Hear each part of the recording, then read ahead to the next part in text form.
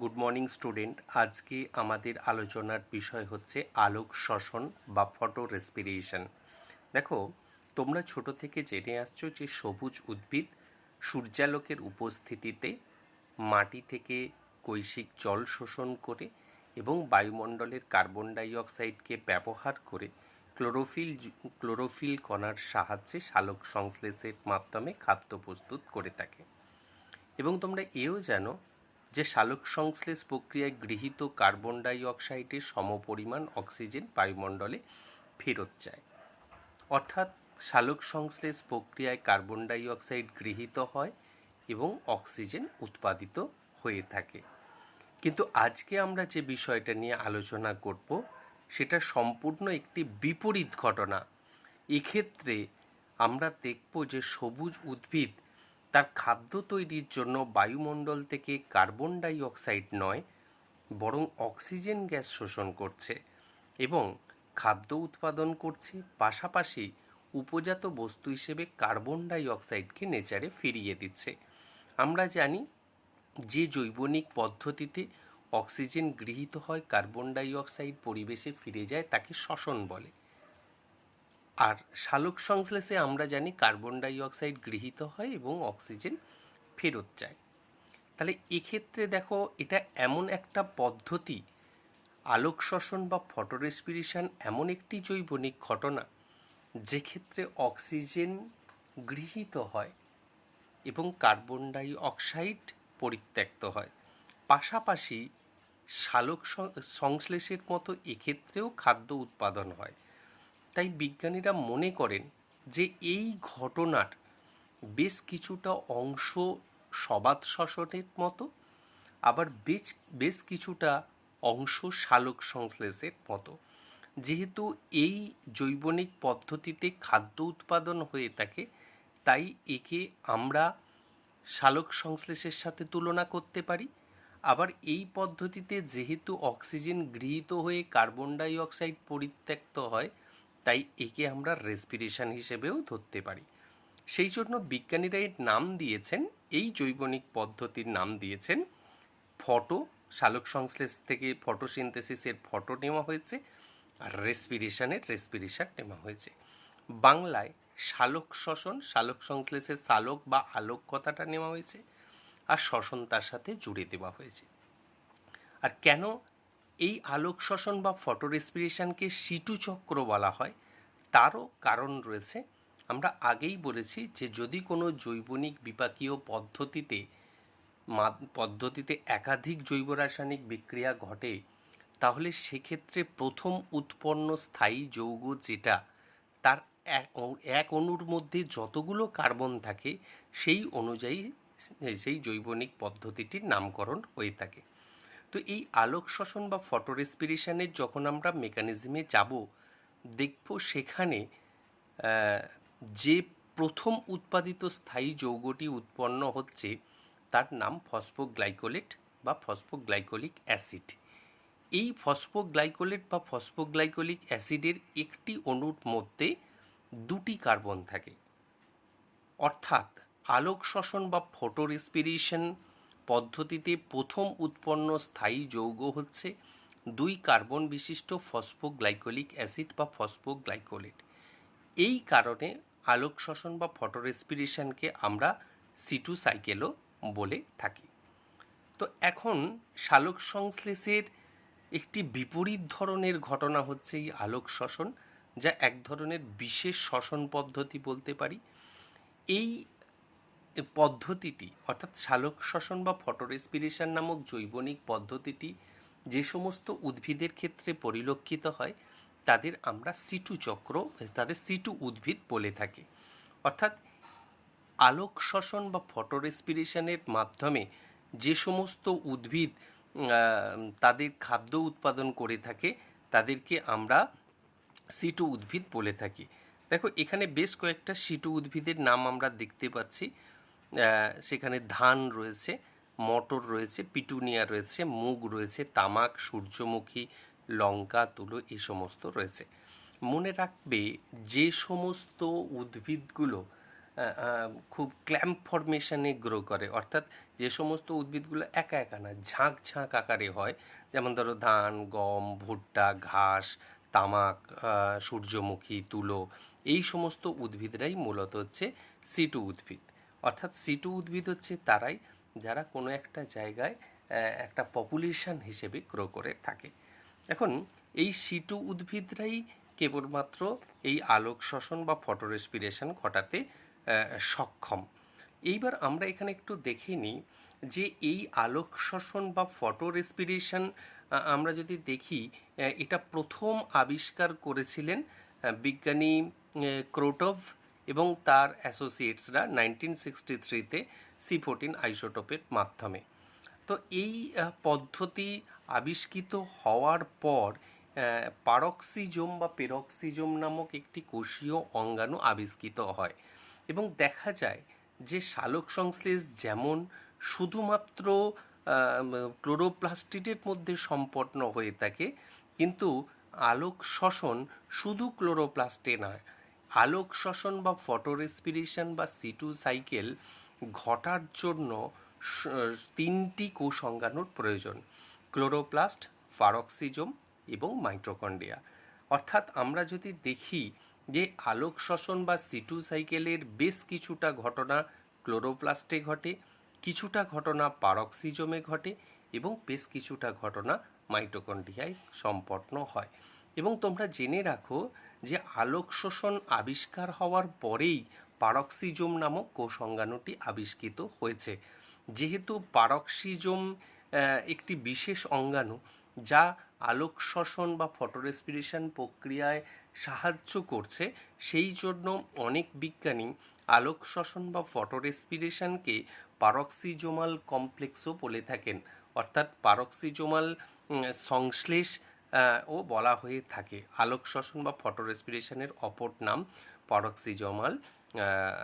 পারক্সিজোমাল সংশ্লেষ। এখন দেখো এই সিটু চক্র বা ফটো রেসপিরেশন এবার আমরা কাকে বলবো না, দেখো আমরা সংজ্ঞাটা এখানে দেখতে পাচ্ছি যে আলোর উপস্থিতিতে পরিবেশের বেশি অক্সিজেন ঘনত্বে সবুজ উদ্ভিদ কোষে যে অতিরিক্ত শ্বসন ঘটে এবং প্রাথমিক যৌগরূপে কার্বনযুক্ত ফসফোগ্লাইকোলেট উৎপন্ন হয় তাকে আলোক শ্বসন বলে। তো এই সংজ্ঞাটা বইয়ে থাকলেও তোমরা এইভাবে বলবে যে বিশেষ ধরনের শ্বসন পদ্ধতিতে বা যে বিশেষ ধরনের সালোক সংশ্লেষ পদ্ধতিতে অক্সিজেনের বেশি ঘনত্বে এবং উচ্চ উষ্ণতায় বেশিরভাগ সবুজ উদ্ভিদ তাদের ক্লোরোফিলযুক্ত কোষে অক্সিজেনকে ব্যবহার করে ফসফোগ্লাইকোলিক অ্যাসিড উৎপাদন করে এবং একদিকে যেমন খাদ্য প্রস্তুত হয়, তার পাশাপাশি কার্বন ডাই অক্সাইড কিন্তু নির্গত হয়ে বায়ুমণ্ডলে পরিত্যক্ত হয়। এই পদ্ধতিকেই আমরা সিটু চক্র বা আলোক শ্বসন বা ফটো রেসপিরেশন বলবো। এখন দেখো এই আলোক শ্বসন বা ফটো রেসপিরেশন কেন ঘটছে। মনে রাখতে হবে যে আলোক শ্বসন বা ফটো রেসপিরেশন ঘটার জন্য দুটো মুখ্য ফ্যাক্টর রয়েছে, অর্থাৎ দুটো পরিবেশীয় শর্ত রয়েছে। এই দুটো শর্ত না হলে কিন্তু সিটু সাইকেল বা আলোক শ্বসন ঘটবে না। এক হলো উচ্চ তাপমাত্রা, অর্থাৎ 35 ডিগ্রি সেন্টিগ্রেডের বেশি তাপমাত্রা হতে হবে, এবং দুই সেটা হচ্ছে বাতাসে অক্সিজেনের ঘনত্ব তুলনামূলকভাবে বেশি হতে হবে। অর্থাৎ আমরা যদি দেখি দুটো পরিবেশীয় শর্ত কিন্তু এই সিটু চক্র বা ফটো রেসপিরেশন ঘটাতে বাধ্য হয়। এক হচ্ছে উচ্চ তাপমাত্রা, অর্থাৎ পরিবেশের তাপমাত্রা বা উষ্ণতা 35 ডিগ্রি সেন্টিগ্রেডের বেশি হতে হবে এবং উচ্চ অক্সিজেন ঘনত্ব থাকতে হবে। মনে রাখতে হবে এই দুটো পরিবেশীয় শর্ত থাকলেই যে সালোক শ্বসন বা ফটো রেসপিরেশন ঘটবে এমনটা নয়। তবে দেখা গেছে যে সিটু উদ্ভিদদের ক্ষেত্রে এই দুটো পরিবেশীয় ফ্যাক্টর যদি থাকে তাহলে রুবিস্কো নামক যে উৎসেচকটা তোমরা পড়েছ C3 সাইকেলে অঙ্গারাত্মীকরণ ঘটায়, সেই রুবিস্কো উৎসেচকটার অর্থাৎ রাইবিউলোজ 1,5-বিসফসফেট কার্বক্সিলেজ অক্সিজেনেজ, এই এনজাইমটার অক্সিজেনেজ অ্যাক্টিভিটি সুইচড অন হয়ে যায়। কারণ এই রুবিস্কো হচ্ছে ডুয়েল রোল পারফর্মিং এনজাইম, এর দুটো রোল রয়েছে, ওর নামেই রয়েছে দেখবি কার্বক্সিলেজ এবং অক্সিজেনেজ। আবার আমরা রুবিস্কোর পুরো নামটা বলছি, রাইবিউলোজ 1,5 বিসফসফেট কার্বক্সিলেজ অক্সিজেনেজ। অর্থাৎ এই এনজাইমের দুটো রোল রয়েছে। কার্বক্সিলেজ অ্যাক্টিভিটি যখন সুইচড অন হয় তখন রুবিস্কো উৎসেচক বাতাস থেকে কার্বন ডাই অক্সাইড শোষণ করে সালোক সংশ্লেষের মাধ্যমে পিজিএ তৈরি করে, অর্থাৎ C3 সাইকেল ঘটায়। আর যখন বায়ুমণ্ডলের তাপমাত্রা বেশি হয় এবং অক্সিজেনের ঘনত্ব বেশি হয় তখন রুবিস্কো উৎসেচক অক্সিজেনেজ অ্যাক্টিভিটি সুইচ অন করে বাতাস থেকে অক্সিজেন নিয়ে ফসফোগ্লাইকোলেট তৈরি করে, অর্থাৎ C2 সাইকেল ঘটায়। অর্থাৎ এই কোনো উদ্ভিদ দিনের বেলায় সূর্যালোকের উপস্থিতিতে C2 সাইকেল করবে না C3 সাইকেল করবে, অর্থাৎ কেলভিন সাইকেল ঘটাবে না আলোক শোষণ ঘটাবে, সেটা ডিপেন্ড করে রুবিস্কো উৎসেচকের কোন অ্যাক্টিভিটি সুইচড অন হয়েছে তার উপর। মনে রাখতে হবে যে যেহেতু রুবিস্কো হচ্ছে ডুয়েল রোল পারফর্মিং এনজাইম, তার কার্বক্সিলেজ অ্যাক্টিভিটি যেমন আছে তার অক্সিজেনেজ অ্যাক্টিভিটি আছে, কিন্তু দুটো অ্যাক্টিভিটি একসাথে চালু থাকে না। অর্থাৎ যখন রুবিস্কো কার্বক্সিলেজ অ্যাক্টিভিটিকে সুইচড অন করে তখন তার অক্সিজেনেজ অ্যাক্টিভিটি সুইচড অফ হয়ে যায়, আর কার্বক্সিলেজ অ্যাক্টিভিটি যখন সুইচড অন করে তখন সে বায়ুমণ্ডল থেকে কার্বন ডাই অক্সাইড শোষণ করে। আর যখন অক্সিজেনেজ অ্যাক্টিভিটি সুইচড অন হয়ে যায় তখন কার্বক্সিলেজ অ্যাক্টিভিটি সুইচড অফ হয়ে যায়। আর যখন অক্সিজেন অ্যাক্টিভিটি সুইচড অন হয় তখন বায়ুমণ্ডল থেকে কিন্তু অক্সিজেন গৃহীত হয়। এইভাবে রুবিস্কো উৎসেচকই কিন্তু দায়ী আলোক শোষণ বা ফটো রেসপিরেশন ঘটানোর জন্য। অর্থাৎ রুবিস্কো উৎসেচকের কার্বক্সিলেজ অ্যাক্টিভিটি বন্ধ হয়ে অক্সিজেনেজ অ্যাক্টিভিটি চালু হওয়ার পিছনে এই দুটো পরিবেশীয় শর্ত দায়ী। যদি বায়ুমণ্ডলের উষ্ণতা 35 ডিগ্রি সেন্টিগ্রেডের বেশি হয় এবং বাতাসে অক্সিজেনের ঘনত্ব যদি মারাত্মক হয়ে থাকে তাহলে রুবিস্কো তার অক্সিজেনেজ অ্যাক্টিভিটিকে সুইচড অন করে। আর রুবিস্কো তার অক্সিজেনেজ অ্যাক্টিভিটিকে সুইচড অন করলেই বায়ুমণ্ডল থেকে অক্সিজেন গৃহীত হয়। তাহলে আমরা আলোক শোষণ বা ফটো রেসপিরেশনের পটভূমিটা দেখলাম। এইবার কিভাবে আলোক শোষণ ঘটে সেটা আমরা একটু ডিটেলস ছকের সাহায্যে দেখে নিই। অর্থাৎ আলোক শোষণ বা ফটো রেসপিরেশনের আমরা একটু মেকানিজমটা দেখে নিই। দেখো, আমরা আগেই বলেছি যে এই C2 সাইকেল ঘটার জন্য 3টি কোষীয় অঙ্গাণু প্রয়োজন। দেখো, এটা হচ্ছে ক্লোরোপ্লাস্ট, অর্থাৎ এই যে চেম্বারটা তোমরা দেখছো এই প্রকোষ্ঠটা হচ্ছে ক্লোরোপ্লাস্ট। এই অংশটা তোমরা যেটা দেখছো এটা হচ্ছে পারক্সিজোম, এবং নিচের এই যে অংশটা তোমরা দেখছো এটা হচ্ছে মাইটোকন্ড্রিয়া। অর্থাৎ মাইটোকন্ড্রিয়া, পেরক্সিজোম এবং ক্লোরোপ্লাস্ট এই 3টি কোষীয় অঙ্গাণু কিন্তু প্রয়োজন হচ্ছে আমাদের এই C2 সাইকেল ঘটানোর জন্য। অর্থাৎ ক্লোরোপ্লাস্টের মধ্যে বেশ কিছু ঘটনা ঘটে, পেরক্সিজোমের মধ্যে বেশ কিছু ঘটনা ঘটে এবং মাইটোকন্ড্রিয়ার মধ্যে বেশ কিছু ঘটনা ঘটে। আমরা প্রথম ক্লোরোপ্লাস্ট থেকে স্টার্ট করি। আমরা ধরে নিই যে বায়ুমণ্ডলের temperature more than 35 degree centigrade এবং অক্সিজেনের ঘনত্বও তুলনামূলকভাবে বেশি। তাহলে কি হবে না, রুবিস্কোর অক্সিজেনেজ অ্যাক্টিভিটি সুইচড অন হবে, তখন বায়ুমণ্ডল থেকে কার্বন ডাই অক্সাইডের পরিবর্তে দেখো অক্সিজেন গৃহীত হবে। এবং অক্সিজেন যখন গৃহীত হচ্ছে, আমরা যদি দেখে থাকি অক্সিজেন গৃহীত হওয়ার ফলে অক্সিজেন যখন দেখো গৃহীত হচ্ছে তখন লক্ষ্য করো বায়ুমণ্ডল থেকে যখন অক্সিজেন গৃহীত হচ্ছে তখন সেই অক্সিজেন রাইবিউলোজ 1,5 বিসফসফেট অর্থাৎ রুবিস্কো উৎসেচক রাইবিউলোজ 1,5 বিসফসফেট তোমরা জানো যে RUBP, এটা 5 কার্বনযুক্ত কোষস্থ যৌগ। এই 5 কার্বনযুক্ত কোষস্থ যৌগ অক্সিজেনের সঙ্গে বিক্রিয়া করে, যেহেতু তোমরা দেখো রাইবিউলোজ বিসফসফেটের মধ্যে একটা অণুর মধ্যে 5টা কার্বন থাকে এবং 5 কার্বন হয় রাইবিউলোজ বিসফসফেট, অক্সিজেনের মধ্যে কার্বন 0, তাহলে সেক্ষেত্রে যখন অক্সিজেন গৃহীত হচ্ছে 5 কার্বন আর 0 কার্বন, তার মানে 5 কার্বনই থাকছে। যেমন আমরা C3 সাইকেল বা কেলভিন সাইকেলের ক্ষেত্রে কী দেখেছি, যখন রাইবিউলোজ বিসফসফেটের 5 কার্বনের সাথে CO2 যুক্ত হয় তখন 5 আর 1-এর CO2 6টা কার্বন 3 কার্বন যুক্ত 2 অণু পিজিএ তৈরি করে। কিন্তু এক্ষেত্রে সেটা হবে না। কেন হবে না, না রাইবিউলোজ বিসফসের 5টা কার্বন বাতাস থেকে অক্সিজেন গৃহীত হচ্ছে, যখন বিক্রিয়া করছে রুবিস্কোর অক্সিজেনেজ অ্যাক্টিভিটি দ্বারা তখন 5 কার্বনযুক্ত RUBP 3 কার্বন আর 2 কার্বনে ভেঙে যাচ্ছে। তিন কার্বনযুক্ত পিজিএ তৈরি করছে, সেই পিজিএ সরাসরি এই যে তিন কার্বনযুক্ত পিজিএ তৈরি করছে, যে সরাসরি কেলভিন চক্রে চলে যাবে, এটা আমরা পরে আসছি। অপরদিকে দেখো বাকি দু কার্বনযুক্ত ফসফোগ্লাইকোলেট, অর্থাৎ 3 ফসফোগ্লিসারেট মানে তিন কার্বনযুক্ত ফসফোগ্লিসারেটে 3টে কার্বন, আর ফসফোগ্লাইকোলেটে 2টো কার্বন, 3 আর 2 5টা কার্বন, অর্থাৎ আরইউবিপিতে যে 5টা কার্বন ছিল সে দুভাগে ভেঙে যাচ্ছে, 3 কার্বনযুক্ত 3 ফসফোগ্লিসারেট, 2 কার্বনযুক্ত ফসফোগ্লাইকোলেট। এই যে 2 কার্বনযুক্ত ফসফোগ্লাইকোলেট তৈরি হচ্ছে, এটাই হচ্ছে এই ফটোরেসপিরেশন বা আলোক শ্বসনে প্রথম উৎপন্ন স্থায়ী যৌগ, যার একটা অণুতে 2টো কার্বন আছে, সেই জন্যই এই চক্রটার নামকরণ করা হয়েছে C2 সাইকেল। তাহলে আমরা কি দেখলাম না, দেখলাম যে উচ্চ উষ্ণতা এবং উচ্চ অক্সিজেন ঘনত্বে রবিষ্কু উৎসেচকের অক্সিজেনেজ অ্যাক্টিভিটি সুইচড অন হয়, তার ফলে ওই উৎসেচক বায়ুমণ্ডল থেকে কার্বন ডাই অক্সাইডের পরিবর্তে অক্সিজেনকে ট্র্যাপ করে।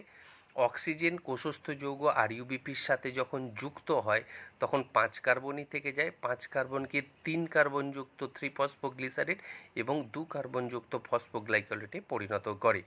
এই 2 কার্বনযুক্ত ফসফোগ্লাইকোলেট এটাই হচ্ছে ফার্স্ট ট্রেবল প্রোডাক্ট অফ ফটোরেসপিরেশন, সেই যার একটা অণুতে 2টো কার্বন রয়েছে, সেই জন্য এই চক্রটার নামকরণ করা হয়েছে আমাদের C2 সাইকেল।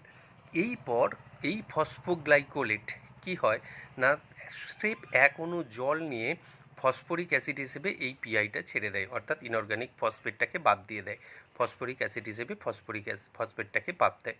তাহলে 2 ফসফোগ্লাইকোলেট বা ফসফোগ্লাইকোলেট ছিল, তার ফসফেটটা বাদ দিলে সরাসরি 2 কার্বনযুক্ত গ্লাইকোলেটে পরিণত হলো। এই গ্লাইকোলেট এরপর সরাসরি, অর্থাৎ 2 কার্বনযুক্ত গ্লাইকোলেট সরাসরি ক্লোরোপ্লাস্ট পরিত্যাগ করে চলে আসে আমাদের পেরক্সিজোম। এই পুরোটা হচ্ছে পেরক্সিজোম। পেরক্সিজোমে যখন প্রবেশ করে, পেরক্সিজোমে যখন গ্লাইকোলেট প্রবেশ করে, তখন কি হয় না, এই গ্লাইকোলেট থেকে গ্লাইকোলেটের সাথে আবার এখনও অক্সিজেনের বিক্রিয়া হয়, অর্থাৎ এই যে অক্সিজেনটা তোমরা এখানে দেখছো H2O2 ভেঙে তৈরি হচ্ছে, এটা আগে থেকেই থাকে। এই অক্সিজেনটা গ্লাইকোলেটের সাথে বিক্রিয়া করে তৈরি হয় গ্লাইঅক্সালেট, অর্থাৎ এখানেও আবার এখনও অক্সিজেন যুক্ত হয়, এই অক্সিজেনের সাথে গ্লাইকোলেট বিক্রিয়া করে গ্লাইঅক্সালেট তৈরি করে, যার ফলে এখানে একটা বাই প্রোডাক্ট তৈরি হয়, সেটা হচ্ছে H2O2। এই H2O2কে সঙ্গে সঙ্গে ভেঙে দেয় জল এবং অক্সিজেনে। এইবার এই অক্সিজেনটা যেটা আগে থেকেই থাকে, সে কিন্তু গ্লাইকোলেটের সাথে বিক্রিয়া করে গ্লাইঅক্সালেটে কনভার্ট হয়, আর সঙ্গে সঙ্গে সেখানে একটা বাই প্রোডাক্ট H2O2 তৈরি হয়। মোদ্দা কথা কী হলো, ক্লোরোপ্লাস্ট থেকে যে গ্লাইকোলেট পেরক্সিজোমে প্রবেশ করেছিল, এই 2 কার্বনযুক্ত গ্লাইকোলেট অক্সিজেনের সাথে বিক্রিয়া করে গ্লাইঅক্সালেটে কনভার্ট হয়, এক্ষেত্রেও কার্বন সংখ্যা 2ই থাকে, মাঝখানে একটা বাই প্রোডাক্ট তৈরি হয় H2O2, যেটাকে ওরা পরে অক্সিজেন আর জলে ভেঙে দেয়। এরপর এই যে গ্লাইঅক্সালেটটা তৈরি হলো, এই গ্লাইঅক্সালেটটা পেরক্সিজোমে একটি অ্যামাইনো অ্যাসিড থাকে, গ্লুটামিক অ্যাসিড বা সংক্ষেপে গ্লুটামেট বলে, এটা একটা অ্যামাইনো অ্যাসিড। এই গ্লুটামিক অ্যাসিড বা গ্লুটামেটের কাছ থেকে অ্যামাইনো গ্রুপটা এর ধার নেয়, অর্থাৎ গ্লাইঅক্সালেটের সাথে অ্যামাইনো গ্রুপটা যুক্ত হয়। এই অ্যামাইনো গ্রুপটা, অ্যামাইনো মূলকটা কে ধার দিচ্ছে না, গ্লুটামিক অ্যাসিড, যে নিজে একটা অ্যামাইনো অ্যাসিড। এর নিজের অ্যামাইনো অ্যাসিডটার থেকে অ্যামাইনো গ্রুপটাকে যখন এর ধার দিচ্ছে, তখন 2 কার্বনযুক্ত গ্লাইঅক্সালেট গ্লুটামেট থেকে প্রাপ্ত অ্যামাইনো মূলকটাকে নিয়ে গ্লাইসিন নামক অ্যামাইনো অ্যাসিডে পরিণত হচ্ছে। আর গ্লুটামিক অ্যাসিড যেহেতু তার অ্যামাইনো মূলকটা চলে গেছে, সে তখন আলফা কিটো গ্লুটারিক অ্যাসিডে পরিণত হচ্ছে। অর্থাৎ এখানে কী রকম বিক্রিয়াটা দাঁড়ালো না, গ্লাইঅক্সালেট গ্লুটামিক অ্যাসিডের থেকে একটি অ্যামাইনো মূলক নিয়ে গ্লাইসিনে পরিণত হলো, আর গ্লুটামিক অ্যাসিড নিজে আলফা কিটো গ্লুটারেটে পরিণত হয়ে গেল। এইবার এই যে গ্লাইসিন তৈরি হলো, এই গ্লাইসিন সরাসরি পেরক্সিজোমকে অতিক্রম করে মাইটোকন্ড্রিয়ায় প্রবেশ করে। দেখো তোমরা দেখতে পাচ্ছ যে মাইটোকন্ড্রিয়ায় প্রবেশ করেছে। মাইটোকন্ড্রিয়ায় যখন গ্লাইসিন প্রবেশ করে, তখন এই 2 অণু গ্লাইসিন, এই গ্লাইসিনটা থেকে যায়, আবার পুরো ঘটনাটা ঘটলে আবার একটা গ্লাইসিন আসবে। এইভাবে যখন 2টো গ্লাইসিন এখানে আসে, তখন 2টো গ্লাইসিন মানে ভাবো, একটা গ্লাইসিনের মধ্যে 2টো কার্বন একটা অ্যামাইনো গ্রুপ আছে, আর একটা গ্লাইসিনের মধ্যেও কিন্তু 2টো কার্বন একটা অ্যামাইনো গ্রুপ আছে। এই 2টো গ্লাইসিন নিজেদের মধ্যে বিক্রিয়া করে এক অণু সেরিন তৈরি করে। এইবার 2টো গ্লাইসিনের মধ্যে 2 অণু 4 অণু কার্বন, আর সেরিন হচ্ছে 3 কার্বনযুক্ত অ্যামাইনো অ্যাসিড। ভাববে 2টো গ্লাইসিনের মধ্যে 2 2 4 কার্বন, 2টো অ্যামাইনো গ্রুপ আছে, আর সেরিনের সেরিনের মধ্যে 3 কার্বন একটা অ্যামাইনো গ্রুপ আছে, তাহলে এখানে একটা অ্যামাইনো গ্রুপ বাদ যাচ্ছে, সেটা অ্যামোনিয়া হিসেবে প্রোডাকশান হয়। অপরদিকে এখানে 2 কার্বন 2 কার্বন, দুটো গ্লাইসিনে 4 কার্বন ছিল, সেখান থেকে সেরিনে 3 কার্বন হচ্ছে, মানে একটা কার্বন বাদ যাচ্ছে, সেটা CO2 হিসেবে বেরিয়ে যায়। তাহলে মাইটোকন্ড্রিয়ায় যে গুরুত্বপূর্ণ ঘটনাটা হয় যে দুটো গ্লাইসিন নামক অ্যামাইনো অ্যাসিড নিজেদের মধ্যে বিক্রিয়া করে এক অণু সেরিন তৈরি করে, আর এক্ষেত্রে প্রথম কার্বন ডাই অক্সাইড রিলিজ হয়, এই কার্বন ডাই অক্সাইডটাই সরাসরি বায়ুমণ্ডলে বেরিয়ে যায়। এই যে কার্বন ডাই অক্সাইডটা, সেটাই কিন্তু বায়ুমণ্ডলে বেরিয়ে গিয়ে আমাদের গ্রিনহাউস গ্যাস রূপে কিন্তু ক্ষতি করে থাকে। অপরদিকে আমরা যদি দেখি একটু লক্ষ্য করে যে এখানে একটা অ্যামাইনোমূলকও রিলিজ হচ্ছে, এই অ্যামাইনোমূলকটা দেখো কিন্তু সরাসরি চলে এসে দিয়ে দিচ্ছে আমাদের এই আলফা-কিটোগ্লুটারেটকে। এই আলফা-কিটোগ্লুটারেট ওই অ্যামাইনোমূলকটা নিয়ে আবার গ্লুটামিন তৈরি হচ্ছে, সেখান থেকে গ্লুটামেটে ফিরে আসছে, যে এখান থেকে যোগান দিচ্ছে, অর্থাৎ এখানে একটা সাইকেল হয়ে যাচ্ছে। আমরা এখানে দেখলাম যে 2 অণু গ্লাইসিন থেকে 1 অণু সেরিন হচ্ছে, যেহেতু 4টে কার্বন থেকে 3 কার্বন হচ্ছে, সেই জন্য একটা কার্বন লস হচ্ছে বলে CO2 বেরিয়ে যাচ্ছে। আর দুটো গ্লাইসিনে দুটো অ্যামাইনোমূলক ছিল, সেরিনে একটা থাকছে, আর একটা অ্যামাইনোমূলক অ্যামোনিয়া হিসেবে রিলিজ হচ্ছে। এই অ্যামোনিয়া হিসেবে রিলিজ হয়ে সে সবুজ আর ক্লোরোপ্লাস্টে চলে আসছে, আলফা-কিটোগ্লুটারও ক্লোরোপ্লাস্টে চলে আসছে, তারা পরস্পর বিক্রিয়া করে গ্লুটামিন গঠন করছে। সেই গ্লুটামিন আবার পেরক্সিজমে এসে গ্লুটামেট হয়ে থেকে যাচ্ছে, নেক্সট টাইম ঘটলে তখন সে আবার একটা অ্যামাইনো গ্রুপ গ্লাইঅক্সালেটকে ধার দেবে বলে। আর এদিকে যে সেরিন উৎপন্ন হয়েছে মাইটোকন্ড্রিয়ায়, সে সেরিন পুনরায় ফিরে আসছে আমাদের পেরক্সিজমে ফিরে আসার সাথে সাথে সেরিন 3 কার্বন হয়ে গেছে। সেরিন তখন তার অ্যামাইনোমূলকটাকে ধার দিয়ে দিচ্ছে এখানে গ্লাইসিনকে। অ্যামাইনোমূলকটাকে ধার দেওয়ার ফলে গ্লাইসিনের ক্ষেত্রে দেখা যাচ্ছে যে আলফা-কিটোগ্লুটারেট যখন অ্যামাইনোমূলকটাকে ধার দিচ্ছে, সেই আলফা-কিটোগ্লুটারেট থেকে গ্লুটামেট তৈরি হতে সাহায্য করছে, অথবা অ্যামাইনোমূলকটা ওখানে থেকে যাচ্ছে অন্য কোনো কাজে ব্যবহার হবে বলে। এবার এই সেরিনের কাছ থেকে যখন অ্যামাইনোমূলকটা বাদ চলে যাচ্ছে, তখন সেরিন 3 কার্বনযুক্ত হাইড্রক্সি পাইরুভেটে পরিণত হয়ে যাচ্ছে। অর্থাৎ ছিল 3 কার্বনযুক্ত সেরিন, তার অ্যামাইনোমূলক ছিল, অ্যামাইনোমূলকটা মাইনাস হচ্ছে, বাদ যাচ্ছে, সেই অ্যামাইনোমূলকটাকে নিয়ে গ্লুটামেট আলফা-কিটোগ্লুটারিক অ্যাসিড তৈরি করতে পারে, আলফা-কিটোগ্লুটারিক থেকে গ্লুটামেট হতে পারে, আর সেরিন নিজে পরিণত হয়ে যাচ্ছে 3 কার্বনযুক্ত হাইড্রক্সি পাইরুভেট। মধ্যে কথা হলো সেরিনের মধ্যে যে 3 কার্বন ছিল এবং একটা অ্যামাইনো গ্রুপ ছিল, অ্যামাইনো গ্রুপটাকে সে লস করে দিচ্ছে। এইবার সেরিন হাইড্রক্সি পাইরুভেটে কনভার্ট হয়ে যাচ্ছে। হাইড্রক্সি পাইরুভেট সরাসরি এখানে ডিহাইড্রোজেনেজ রিয়াকশান ঘটে তৈরি হয়ে যাচ্ছে গ্লিসারিড। ডিহাইড্রোজেনেজ বিক্রিয়া ঘটে হাইড্রক্সি পাইরুভেটকে গ্লিসারেটে রূপান্তরিত করছে। এই গ্লিসারেট সরাসরি ফিরে আসছে ক্লোরোপ্লাস্টে। ফিরে আসার পর এটিপির কাছ থেকে সে একটা ফসফেট নিচ্ছে। গ্লিসারেট মানে 3 কার্বনযুক্ত যৌগ। এটিপির কাছ থেকে যখন একটা ফসফেট নিচ্ছে, সেটা তার লাস্ট কার্বনে থাকবে, 3টে কার্বনের লাস্ট কার্বন মানে 3 কার্বন, সেই জন্য 3-ফসফোগ্লিসারেট গঠন করছে। এই যে 3-ফসফোগ্লিসারেট মানে পিজিএ, আর এখান থেকে সরাসরি একটা প্রথমেই বলেছিলাম পিজিএ তৈরি হচ্ছে, তাহলে 2 অণু পিজিএ হলো। এবার তারা কেলভিন চক্র বা C3 চক্র ঘটাচ্ছে, ফলে খাদ্য তৈরি হচ্ছে। মাঝখান থেকে দেখো, যদি এইখানে কার্বন ডাই অক্সাইড ঢুকতো, তাহলে এখনও কার্বন ডাই অক্সাইড রাইবিউলোজ বিসফসফেটে যুক্ত হয়ে 5 আর 1 6 কার্বন 3 2 অণু পিজিএ তৈরি করতো, কেলভিন চক্র ঘটে যেত, কোটাটা যেটাকে আমরা C3 সাইকেল বললাম, আগে পড়ে এলাম। কিন্তু যেহেতু এখানে এক অণু পিজিএ তৈরি করছে প্রথমেই, তারা কেলভিন চক্রে চলে যাচ্ছে সরাসরি, কিন্তু আর এক অণু যেহেতু 2 কার্বনযুক্ত ফসফোগ্লাইকোলেট তৈরি করছে, তাকে কিন্তু ভায়া হয়ে দেখো প্রথমে গ্লাইকোলেটে পরিণত হতে হলো। গ্লাইকোলেট এলো পেরক্সিজমে, সেখান থেকে সে অক্সিজেনের সাথে বিক্রিয়া করে গ্লাইঅক্সালেট তৈরি হলো। গ্লাইঅক্সালেট গ্লুটামিক অ্যাসিডের কাছ থেকে অ্যামাইনোমূলক নিয়ে গ্লাইসিন তৈরি হলো। সেই গ্লাইসিন চলে এলো মাইটোকন্ড্রিয়ায়, 2 অণু গ্লাইসিন নিজেদের মধ্যে বিক্রিয়া করে সেরিন তৈরি করলো। সেই সেরিন আবার ফিরে এলো পেরক্সিজমে, সেখানে সে অ্যামাইনোমূলক গ্রুপ ত্যাগ করলো, তৈরি হলো হাইড্রক্সি পাইরুভেট। হাইড্রক্সি পাইরুভেট থেকে হলো গ্লিসারেট, সেই গ্লিসারেট আবার পুনরায় আমাদের ক্লোরোপ্লাস্টে ফিরে এলো, সেখানে সে এটিপির কাছ থেকে ফসফেট নিয়ে আবার 3-ফসফোগ্লিসারেট তৈরি করলো এবং কেলভিন চক্রে অংশগ্রহণ করে খাদ্য তৈরি হলো। মাঝখান থেকে খাদ্য তো তৈরি হচ্ছে, ঠিক আছে, কিন্তু এক্ষেত্রে দেখো যে কার্বন ডাই অক্সাইড রিলিজ হচ্ছে, এটাই মহা বিপদ। আর এখানে বাতাস থেকে অক্সিজেন গৃহীত হচ্ছে, এটাও বিপদ। কারণ আমরা জানি যে সালোক সংশ্লেষের সময় উদ্ভিদরা CO2 গ্রহণ করে, তাহলে বায়ুমণ্ডলে CO2 এর পরিমাণ কমে এবং অক্সিজেন উৎপাদন করে, সেই অক্সিজেন বায়ুমণ্ডলে অক্সিজেনের ভারসাম্য বজায় রাখে। কিন্তু এক্ষেত্রে দেখো, কার্বন ডাই অক্সাইড তো আমরা সবাই জানি যে এটা গ্রিন হাউস গ্যাস, এবং এটা খুব বাজে, কারণ আমাদের বিভিন্ন অ্যাক্টিভিটির ফলে পরিবেশে কার্বন ডাই অক্সাইডের মাত্রা দিন দিন বাড়ছে, এবং সেক্ষেত্রে গাছেরাও যদি প্রচুর পরিমাণে কার্বন ডাই অক্সাইড প্রোডাকশান করে তাহলে তো মহাবিপদ। সেই কারণে C2 সাইকেল শুধুমাত্র উদ্ভিদদের ক্ষেত্রে না, আমাদের ক্ষেত্রেও কিন্তু খুব ভয়ঙ্কর প্রভাব ফেলতে চলেছে। আমরা যদি দেখি যে এই C2 চক্র বা কেলভিন চক্র, ফটো রেসপিরেশন বা আলোক শ্বসন যে উদ্ভিদরা পারফর্ম করছে, অর্থাৎ C2 উদ্ভিদরা, তাদের ক্ষেত্রেও এটা ক্ষতিকর। কারণ তাদের ক্ষেত্রে দেখা গেছে যে একটা C3 উদ্ভিদ একটা নির্দিষ্ট সময়ে যে পরিমাণ খাদ্য তৈরি করতে পারে, সেই উদ্ভিদটা যদি এই C2 সাইকেল ঘটায় তাহলে কিন্তু তার থেকে অনেক কম পরিমাণে খাদ্য প্রস্তুত করতে পারে। সুতরাং আমরা দেখতে পাচ্ছি যে এই পদ্ধতিটা মোটেই কিন্তু গাছেদের ক্ষেত্রে সুখকর নয়। অর্থাৎ আর দ্বিতীয়, আমাদের ক্ষেত্রে বা পরিবেশের ক্ষেত্রে কেন ক্ষতিকর না, আমরা দেখছি, আমরা নর্মালি প্রতি বছর দেখছি যে কী হারে টেম্পারেচার বৃদ্ধি পাচ্ছে, পৃথিবীর গড় টেম্পারেচার বৃদ্ধি পাচ্ছে, পরে গ্রিন হাউস ঘটছে। এবং এই গ্রিন হাউস এফেক্ট ঘটার জন্য প্রধান গ্যাস হিসেবে দায়ী করা হয় কার্বন ডাই অক্সাইডকে। এবং এই carbon die oxide গাছেরা carbon die oxide শোষণ করে সালোক সংশ্লেষের জন্য। কিন্তু এই পদ্ধতি ঘটতে শোষণ তো করছেই না, আমরা দেখছি অক্সিজেন গ্রহণ করছে আর বিনিময়ে কার্বন ডাই অক্সাইড ছেড়ে দিচ্ছে। অর্থাৎ এক অণু অক্সিজেন গৃহীত হলে বায়ুমণ্ডলে কিন্তু 2 অণু কার্বন ডাই অক্সাইড বেড়ে যাচ্ছে। কেন বলো তো?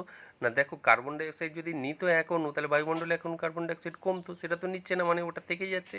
আবার এক অণু কার্বন ডাই অক্সাইড তৈরি হচ্ছে, মানে বায়ুমণ্ডলে 2 অণু কার্বন ডাই অক্সাইড কিন্তু বেড়ে যাচ্ছে।